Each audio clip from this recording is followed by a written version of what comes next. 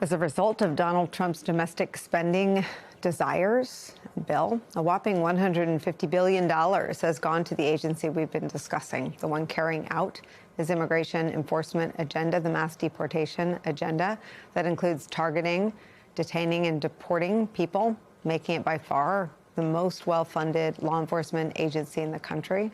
Our next guest, Senator Chris Murphy, has sounded the alarm. He's done so for months now about how Homeland Security Secretary Kristi Noem is running the department. Take a listen. I say this with seriousness and respect, but your department is out of control. You are spending like you don't have a budget. You're on the verge of running out of money for the fiscal year. You are illegally refusing to spend funds that have been authorized by this Congress and appropriated by this committee. You are ignoring the immigration laws of this nation, implementing a brand new immigration system that you have invented that has little relation to the statutes that you are required, that you are commanded to follow, as spelled out in your oath of office. Your agency acts as if laws don't matter, as if the election gave you some mandate to violate the Constitution and the laws passed by this Congress. It did not give you that mandate. You act as if your disagreement with the law, or even the public's disagreement with the law, is relevant and gives you the ability to create your own law. It does not give you that ability. I want to bring in Democratic Senator Chris Murphy of Connecticut. Senator, we want to talk to you on any news cycle, but particularly this one. Thank you for being here. I wonder if you have any insight into whether or not this even registers for them. They've gone into spin mode seemingly in more coordinated fashion than they've answered any questions about Venezuela. I wonder if it is your sense or you have any insight into whether or not there's any internal reflection or audit happening inside DHS. I don't have insight, but I have common sense.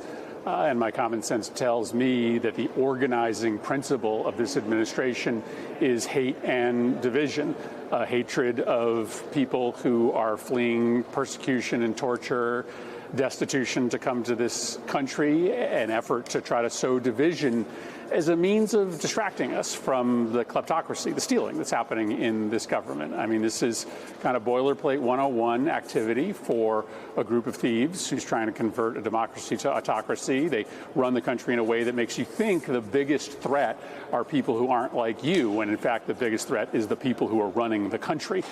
So no, I think that they are celebrating the fact that this country is once again roiled in turmoil over a conflict on immigration. Well, they just continue the business every single day of stealing from us, getting rich, Donald Trump, his family, and his friends, off of their access to power in the White House. The mass deportations are sometimes covered as a thing they told us they were going to do, but this is not what they told us they were going to do, and they have constantly moved the Overton window. They were going to go after the worst of the worst, people here illegally who had committed crimes. Then they made being here without status a crime, which it never had been. Then they were aggressive with reporters covering the pursuit of people who hadn't committed any crimes, were simply bearing witness. And now they have shot and killed a mother of three who was reportedly warning people on a street about ICE activity there. What is your sense of what happens next?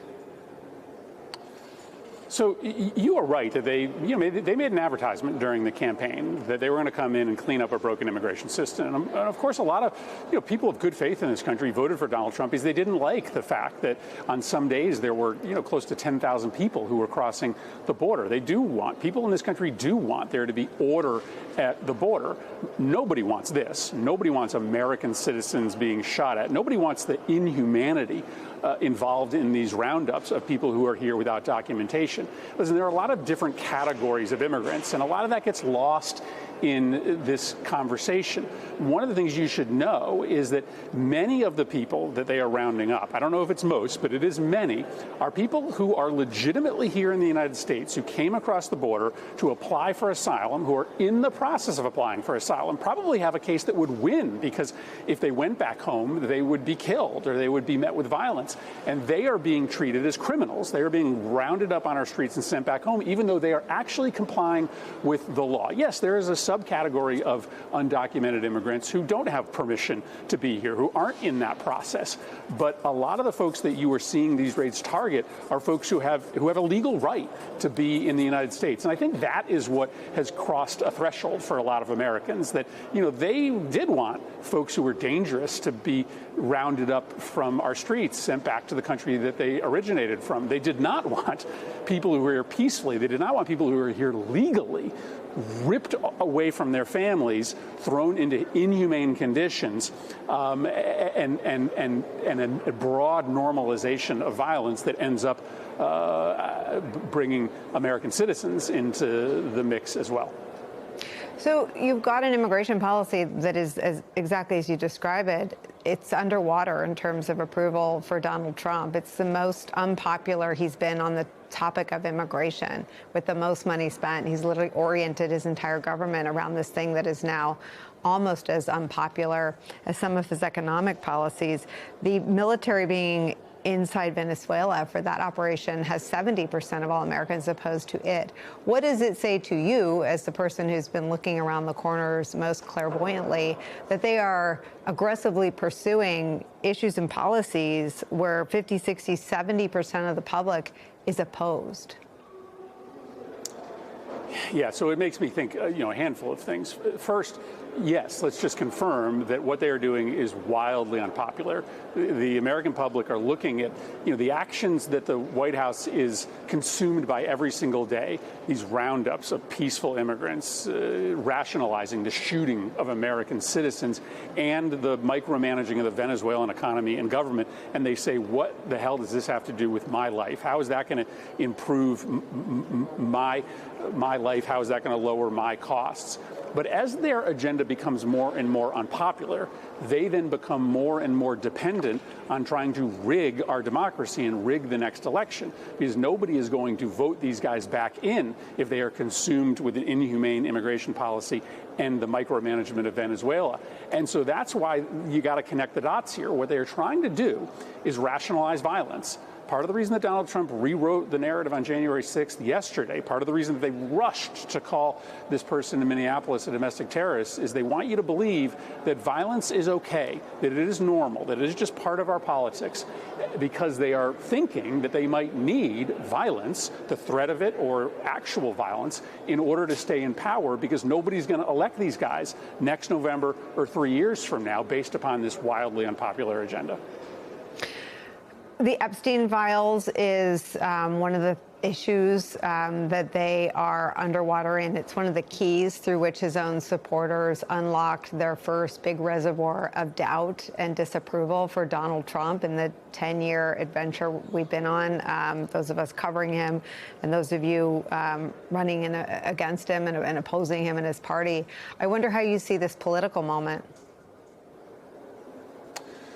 Well, I do think that you are seeing signs of his base scratching their heads and wondering if this guy, the head of their cult, their savior, their leader, is a fraud. And you certainly saw that in the conversation around the Epstein files. I think Venezuela will be one of those moments as well. I mean, a lot of folks signed up for the Trump project because he did appear to be somebody who understood the disaster of Iraq and Afghanistan and promised to never again get the United States involved in one of these overseas confrontations, because he was going to focus on America, not focus on running other countries. Now he's dragging us into another conflict that seems very reminiscent, that echoes of Iraq and Afghanistan. And I don't think it's coincidental that you see more Republicans in Congress starting to cross him in very, very small numbers, but it's not insignificant that two different resolutions have now passed the House with Republican votes. Today, we passed a war powers resolution on Venezuela with Republican votes. That, I think, is a sign that the whole coalition is starting to fray. Do you think is it too late? Do you think that, and I think a lot of people are starting their resolutions, they're dusting off running shoes and going running, and everyone knows how that first run of the year feels. Can they get back in shape politically? I mean, can they function as a party in Congress after acquiescing since the Access Hollywood tape came out, really, and all of his lawlessness and all of his, as you said, grifting and the taking of the jet and the refusal to ever say or do anything, are they still capable of opposing his excesses and lawlessness? Well, the majorities they have in the Senate and the House are very small. So I guess the silver lining is that it doesn't take a majority of Republicans to screw up his agenda. The essential problem, though, is that there's not a lot left that Trump wants to do legislatively. Right. Having gotten the big, beautiful bill done, he now just wants to steal from us. He now just wants to get away with his corruption. That requires sort of an active bent of Congress. We've got to actually pass legislation to stop him. That requires not a handful of Republicans, but a big number of Republicans. So, no, right now it doesn't appear that there's enough of them to do the proactive work necessary to stand in the way of his grift.